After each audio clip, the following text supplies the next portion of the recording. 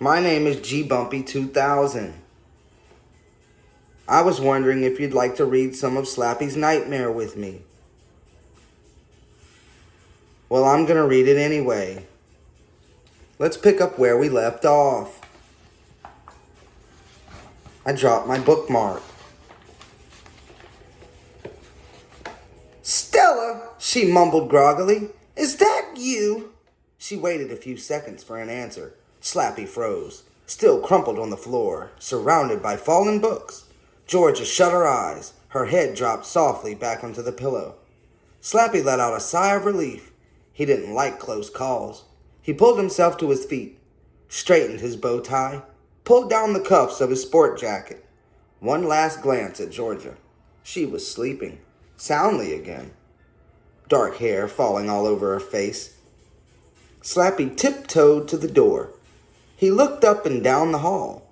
Then he crept into Stella's room. He blinked at the heavy darkness. She had thick curtains drawn over the window, blocking out the moonlight. Slappy stood in front of the doorway for a few moments, waiting for his eyes to adjust. Then he shuffled slowly to the bed. To his surprise, the bedspread had fallen to the floor. He caught himself just before tripping over it. Blinking in the darkness, he saw two pillows in the center of the bed. The sheet and blanket rumpled. No Stella. She wasn't in bed. A cough from across the room made him spin around. A light flashed on. Huh? Slappy only had time to gasp. Then Stella, still dressed, still in jeans and a sweater, her purple cap pulled down over her red hair.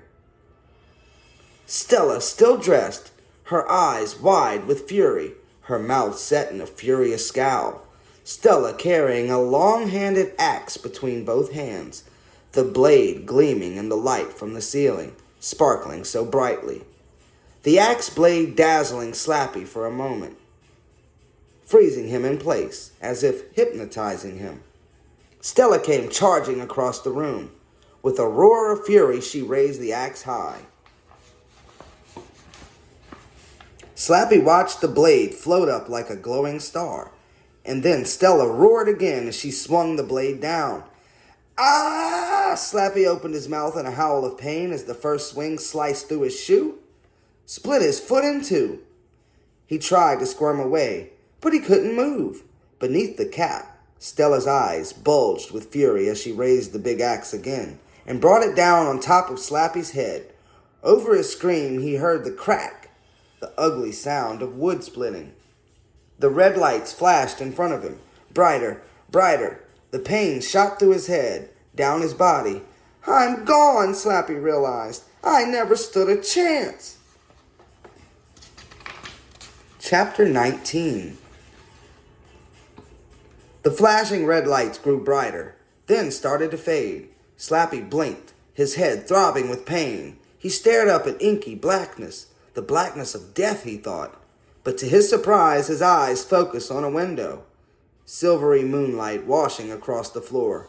With a groan, he pulled himself to a sitting position. He rubbed his head gently and saw the heavy book on the carpet beside him and the other books strewn over the floor. Blinking, he turned and saw Georgia, asleep on her bed, face buried in the pillow. The book fell on my head, he realized, and it knocked me out. The axe, Stella and the axe. I dreamed it. It was a nightmare.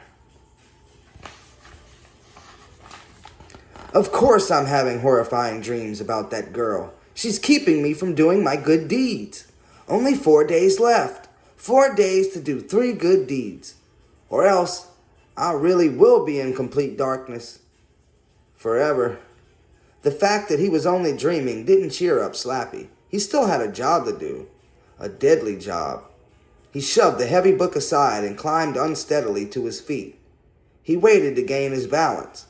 Then he shuffled out the room and across the hall, his big shoes sliding silently over the carpet. He stepped into Stella's room. It smelled of sweet perfume. She had been sampling her mother's perfume spray bottles earlier. He took 2 or 3 steps towards Stella's bed.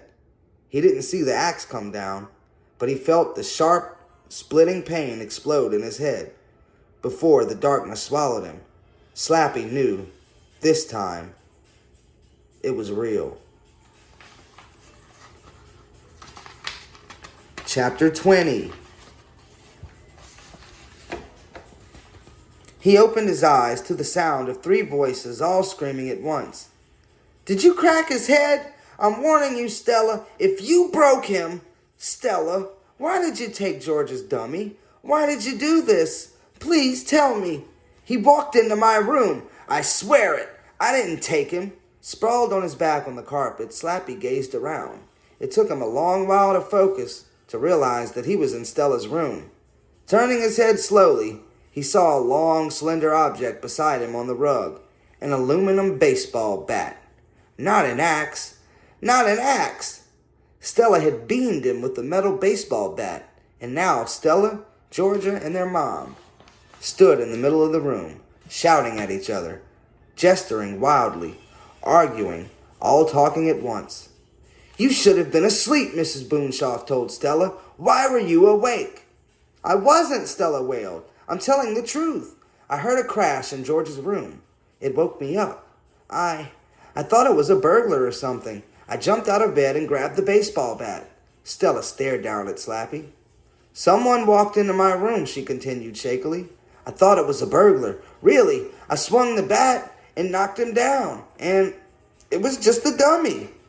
Liar, Georgia shrieked. That is so totally stupid. Why can't you tell the truth, Stella? I am, Stella replied shrilly. Tears rolled down her bright red cheeks. Dummies don't walk, their mother murmured, shaking her head.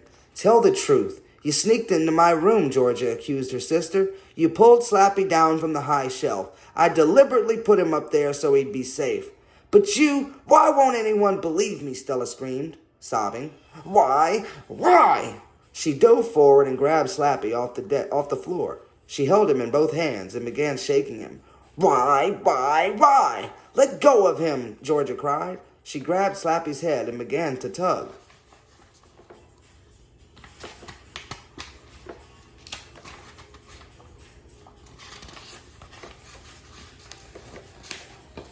Stella tugged back. He's evil, she cried. Can't you see it? He's evil. Screaming and crying, the 2 girls were using Slappy for a tug of war. Mrs. Boonshoff tossed her hands in the air. You're both out of control, she moaned. She raised her eyes to the ceiling. What am I supposed to do? Do something, Slappy thought angrily, being jerked back and forth between 2 sisters. I'm not enjoying this. Georgia and Stella went to school the next morning. Slappy found himself back on his perch on top of the bookshelf in George's room. He spent the day staring at the clock on the bed table. The time is wasting away, he thought bitterly. I have so little time left to do my good deeds. Should he still get Stella out of the way? He couldn't decide. Killing her might take up too much time. If only she would stay away from him and stop ruining every good deed he tried. What was Stella's problem, he wondered. He'd never met such a sick kid. Georgia didn't appear in her room until after dinner. Then she came hurrying in and loaded her backpack with books and notebooks. She slung the backpack over her shoulders, then walked to the bookshelf and pulled Slappy down. Come on, Slappy, we're going babysitting. Huh? Babysitting? Will I be able to do any good deeds there? Slappy wondered. Georgia carried him out into the hall. Stella came rushing from her room. Georgia, where are you going? She demanded. None of your business, Georgia snapped. She hugged Slappy to her as if shielding him from her sister. No, come on, Stella insisted. I just want to know where you're going. Why do you care? Georgia replied, starting down the stairs. No reason. Really, Georgia, I just want to know, Stella insisted.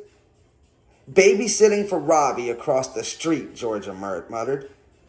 Slappy bounced in her arms the rest of the way down. He raised his eyes to the top of the stairs and caught the thoughtful expression on Stella's face. Why does she want to know where Georgia's babysitting? Slappy wondered. Why is it so important to her? What is Stella planning?